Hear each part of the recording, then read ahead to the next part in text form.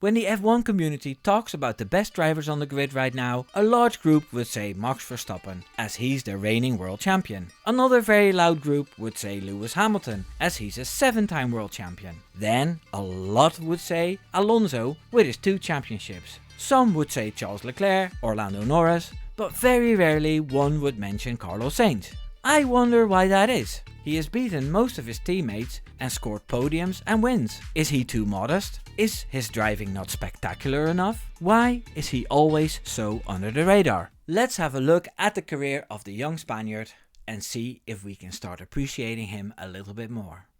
His debut.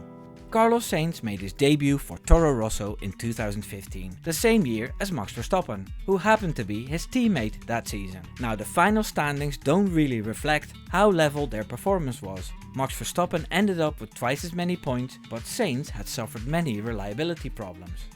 He'd be considered a great rookie if it wasn't for Golden Boy Max Verstappen taking all the shine that season. At Toro Rosso, they were very happy with his progress and he stayed there for another 2 seasons. Renault. Before the 2017 season was over, Sainz made the move to Renault. Jolyon Palmer was not hitting the targets that Renault had set and wasn't allowed to finish the season. Which sucked for him, as he's a nice bloke, but I really love him as an analyst too.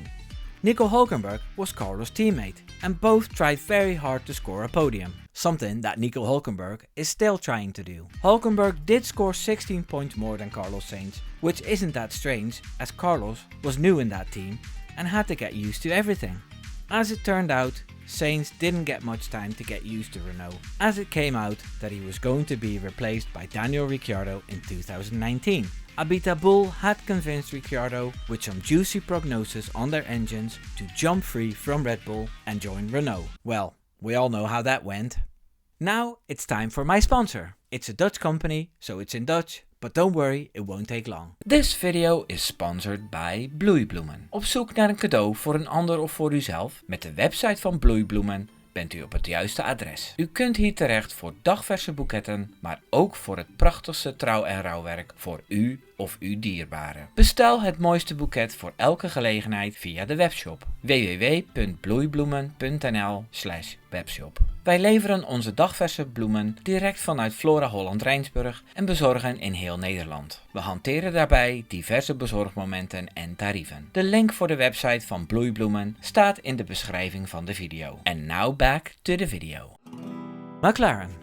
Carlos Sainz then was set to replace his compatriot Fernando Alonso at McLaren. Alonso had enough of underperforming McLaren and wanted to do other things. This was the team where the term Carlando was born. Lando Norris made his debut that season in the Papaya team and they got on like a house on fire. One of Carlos's complaints about the broadcasting those years was that no matter how good his performances were, he barely had any screen time. It is true that other drivers' P4 and P5 finishes were hailed more than they were ever done for him. Sainz managed to finish P6 in the standings and he scored his first podium that season. Now, true to his curse of being underrated and not getting said screen time, he didn't get a podium ceremony as the prize was given hours later after the standings had changed. Lewis Hamilton had received a penalty for destroying Albon's career. Well, this was part 1 of that story. In 2020, Sainz finished P6 in the standings and again scored more points than young Lando Norris. Now, like has been a tradition with Sainz in the previous years, he left the team again and was again replaced by Daniel Ricciardo, who found out that Abiteboul was full of shit. If you're enjoying this video, here's 3 seconds to leave a like and subscribe.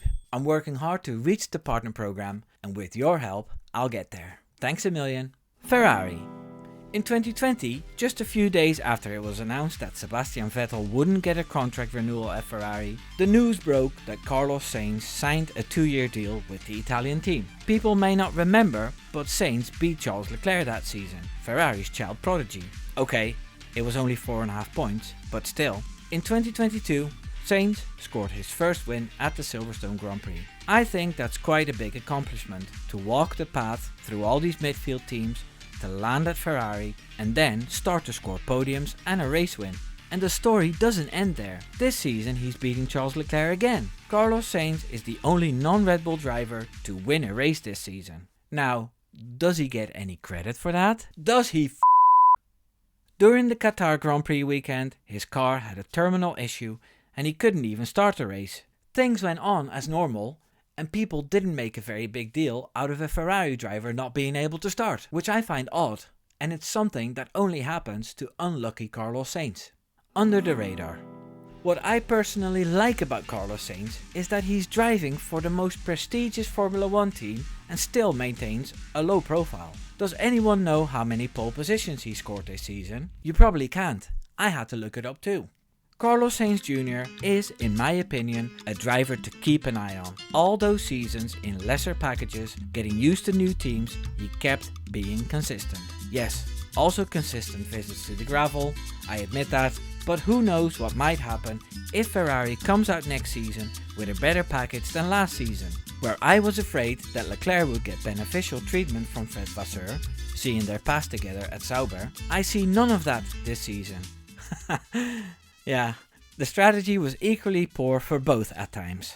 I'm going to make a bold statement here, but seeing Carlos Sainz's strategic mind and consistency, if Ferrari has a package to fight for the title next year, I think Carlos Sainz would snatch it.